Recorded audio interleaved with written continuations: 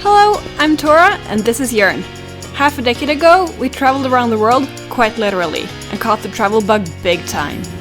Since then, we've been to more than 60 countries, and a few years ago, we became the first Norwegian couple to get married at Mount Everest Base Camp. Due to COVID and travel restrictions, we're now exploring our home country of Norway. But today we're going to forget about the pandemic for a second and talk about Mount Everest Base Camp. When we did a trek back in 2018, it was one of the greatest outdoor experiences we've ever had. And if you're considering doing this trek, you've probably done a little bit about research about altitude sickness and searched for a packing list or 10. But still, when we went there were a few things that really caught us by surprise. So we've been trying to collect these tips for trekking that are lesser known that we really think you should know about. First up, Lukla is a very unstable airport. In case you didn't know this, Lukla, the starting point of the trek, is already up in the mountains and there were no roads going there. So the only way in or out is by airplane. And this is almost used like an advertisement, but they call it the world's most dangerous airport. And it's not really as bad as it sounds. I mean, if it was, there'd be a lot more safety warnings about this place. But accidents do happen. A year and a half before we went there, 2 people were killed in an accident.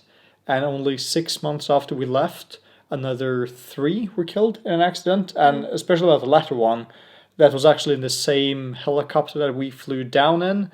And that's when we really felt it, getting that message from the guide we used up there saying there's been an accident now, and we checked the tail number. Yeah, it was exactly the same as we had in our pictures, which was a little bit jarring. Yeah, when you realize that you were sitting in a seat that someone died in during an accident, and you go, oh. Yeah. But still, we don't want to scare people. There are 700 people flying in or out of there every day, and it's, I guess about 2 years in between each accident or so. So it's not really that dangerous compared to many other things. But what you should really be aware of is what that means for everything else. Because in order to limit the risk of these accidents happening, they have quite strict security measures. The most important one being that if there's not a clear line of sight from the airport, then they don't fly at all. So when you're standing there at the airport, there's a mountain on the other side of the valley. If you can't see it, you can't fly. And when we arrived in Kathmandu and flew to Lukla, we were told then the airport in Lukla had been closed for 5 days straight. We were lucky, it cleared up, we flew straight out, no problems, and then it was shut down for 2 days again. So, our period of 8 days, it was closed for 7. Now, on the way down again, we weren't that lucky. We got there in the morning, scheduled for the first flight out of there. It got delayed. They say the weather isn't good enough. It wasn't bad weather, it was just not clear skies. It was a little bit foggy. Yeah, a little bit foggy. Yeah. But it was enough for them to say, no, we can't risk this.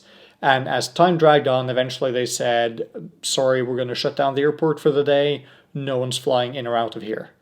So we thought, okay, now what do? We asked our guide, he said, although airplanes can't fly, helicopters still can, or they have a little bit more wiggle room with the weather. So we quite quickly made a decision to pay for a helicopter to fly us down again. They do reimburse your flight ticket, and then you pay the difference for the helicopter, which for us was a little bit over $200. Online they've said $200 to $500 is what to expect. And it's the same company, so it's quite easy.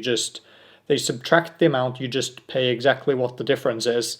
You have to write your name in 1 or 2 places, but there's very little paperwork. Surprisingly convenient, at least when your guide takes care of all the booking. Yeah.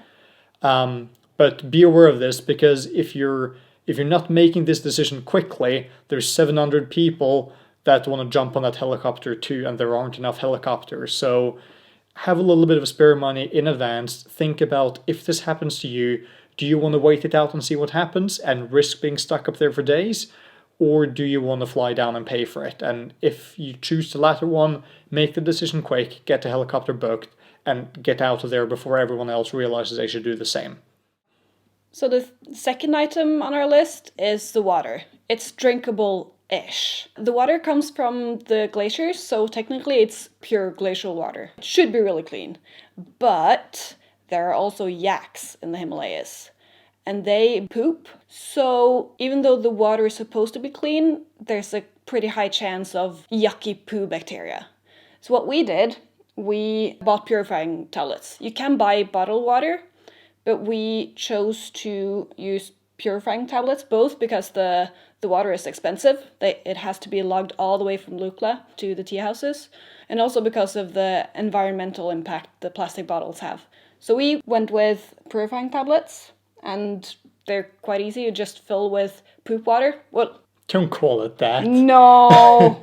You fill it with glacial water that might contain traces of poo bacteria.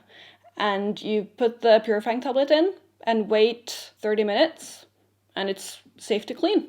Now, if you do have a sensitive stomach, or you're just skeptical about drinking the water straight from the glaciers there, then the price is about $1 per liter to buy it up there. And for comparison, in Kathmandu, it's about 12 cents. One thing to be aware of, though, when you get to the final tea house before Everest base camp, they say you can't drink the water at all, even with purifying tablets. You do have to buy it.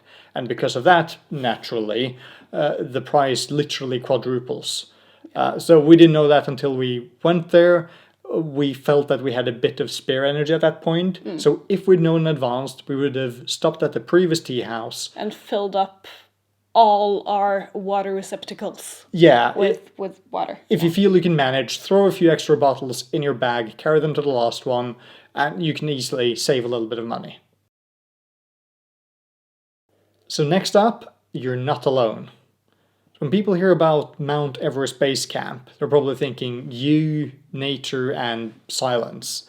And that's not really the case. The final part up to Everest Base Camp is quite narrow, rocky path. And that means people are walking in lines, quite literally, to get there. Everyone's going same time of the day, and it does get quite crowded. And obviously at base camp, there are a lot of people. About 700 a day fly into Lukla. Not all of them do the base camp treks. Some are going other places, but I'd say the majority are going there. So calibrate your expectations. Know that you won't be alone at base camp. It's not going to be like you and the Himalayas and that's it. But that being said, the other part of the trek, you're spread out over a much, much greater distance. You do get more time to yourself. If you want to take a selfie with the big mountains in the background and nothing else, there's plenty of space to do that. Just be aware that the closer you get to base camp, the more people it's going to be, because there's fewer tea houses, fewer options, so people get more together naturally. So now for the food. It's mostly vegetarian. They have meat products, but you should probably stay away from it because the meat is flown into Lukla and then carried all the way up to the tea house. So it's not that sanitary. This also goes for the baked goods. They might not be as fresh as they look. They look so delicious. They might not be. If you have a good guide, they could be able to talk to the baker and ask them whether the cake is fresh or not. But in general, you should stay away from the cakes. But the vegetarian food is so good. It's very good. It's very nutritious, which is something you need. And we mostly eat meat at home. We were completely fine eating vegetarian up there. Unless you get tired of things, because it's not that much of a variety. It's usually Sherpa stew, momos, veg fried potatoes, and fried noodles, and sort of a variation of those. Yeah, I think if you do the trek, rewatch this video when you come back home, and look at what we've said, and you're going to go, holy crap, they just guessed exactly what we've eaten for the last 2 weeks. And also dal bhat. And dal bhat, yeah. Dal bhat, yeah. Forgot that one.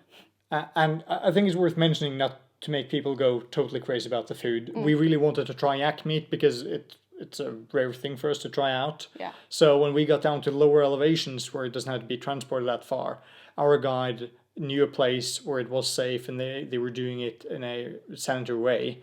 We ate it and we walked out of there with full stomachs and no need for sudden bathroom breaks. So it is totally possible just, don't just run immediately to the first thing you see and eat it, because it's worth taking a few precautions when it comes to meat and baked goods.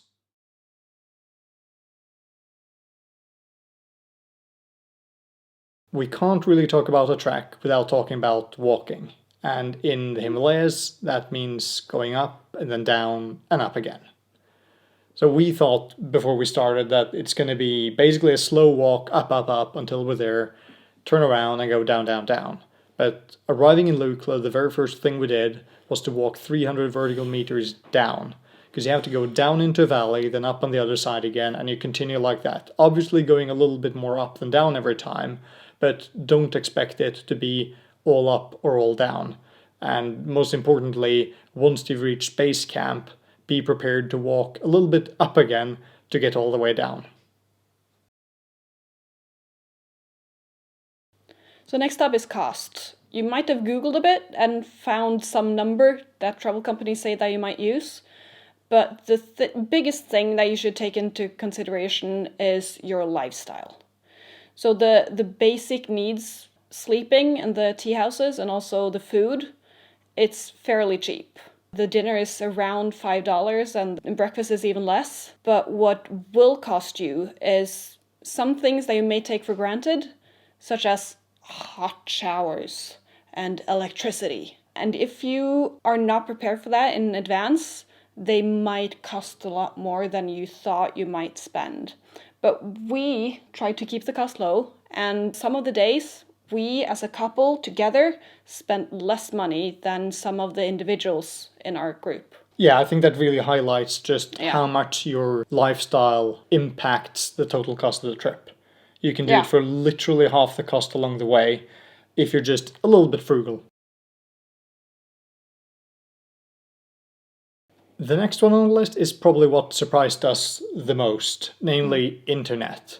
With limited hot water, electricity, and other basic services, internet was something we just didn't expect to find up there. But shortly after starting, we saw, I think it was stamped on a tree, it was like a Wi-Fi sticker, buy Wi-Fi here. And we were like, what? You can't get a hot shower, but you can get internet? And as it turns out, more or less all the tea houses have a huge satellite dish and Wi-Fi. And also, quite handy, it's more or less the same service provider all the way. So if you buy a data package in one tea house, you can use it over the next days going up there. And given the remoteness, I'd say that the prices were fairly good. But since it's over satellite, it's going to be really slow. So you're not going to watch YouTube up there. But if you want to send a text message to your family, check Facebook with limited photos, check messages and stuff, and just in general stay in touch with the world, it's a really great option. So we talked about things to expect, and now we're going to talk about something not to expect, like signs showing the right elevation. You would think that when you get to a sign and it says how high you are above sea level, it would be correct. But the sign right next to it might show a completely different number. And we're not quite sure why that is. Our guide said that the signs were mostly made by people in Kathmandu who have no idea what the Himalayas even is and how high all the signs are going to be. But we bought a map and it was supposed to be like GPS accurate. They've used GPS for this map. But on that map, it had, for base camp, it had two different numbers on the same map, which was just how? So when you get to a sign and it says how high you are, don't believe it. It might be roughly in the ballpark, but it's not accurate. Yeah, if you want to know how high up you are, do some research in advance. You're going to know where you're going to stop. The local guides, can also help you figure it out and basically write that down rather than looking at the signs, because we saw more than 100 vertical meters off in several places. Yeah. They're really far off. And at least in one place that was the difference between, being above or below 5,000 meters, which is quite a special limit. Yeah. We're getting closer to the end now, and we do have to circle back to safety again. And the big question of, are you covered by travel insurance? At least here in Norway, most travel insurance companies define anything happening above 3,000 meters as so-called extreme sports. So even if what you're doing is perfectly normal, they're going to classify it as that, and a lot of insurance providers are saying extreme sports are not covered. So do check carefully that you're actually covered by your insurance while trekking in the Himalayas. And our travel insurance actually explicitly said the Himalayas are not covered. And we called them and said, what's this about? And they said, oh, no, actually, as long as you can be rescued from there, as long as you can do a medevac, so reachable by helicopter, then it's covered. So it might still be fine. It's just, when they say the Himalayas, they're thinking about actually going to the summit of Everest and doing all of the other big ones. Yeah, but make sure you get it in writing. The insurance company may be really nice and friendly when you sign up for it and give them your money, but when you come with your $100,000 claim, they might not be that friendly anymore, and you want the legal stuff in writing. Yeah, but if your travel insurance does not cover extreme sports, then they usually have an extreme sport extra package that you can do. And speaking of extreme sports, you might think that trek to base camp is for superhumans and super athletes only, but it's not. It's for normal people like you and me. One of the people that we went with was 70 years old. He turned 70 a week after we got back, and he was able to do the trek just fine. Actually, some people who are in really good shape actually do it worse, because they start off really strong, and then they get altitude sickness. So the key is to take it slowly. When we went to Peru, doing the Inca Trail to Machu Picchu trek, we learned from the locals that if you walk like a gentleman, you arrive like an old man. But if you walk like an old man, you arrive like a gentleman. So take it slow and easy, and you'll make it there fine. Last on our list, it will be the trip of a lifetime. It is important to look at the risks, the possible challenges, and everything else. But do that in advance, plan well, be prepared, and once you get there, enjoy it, because it is truly an astonishing experience. We hope this was helpful in preparing for the Mount Everest Base Camp trek. If you do have any questions or want to share your own experiences doing the trek, please leave a comment below.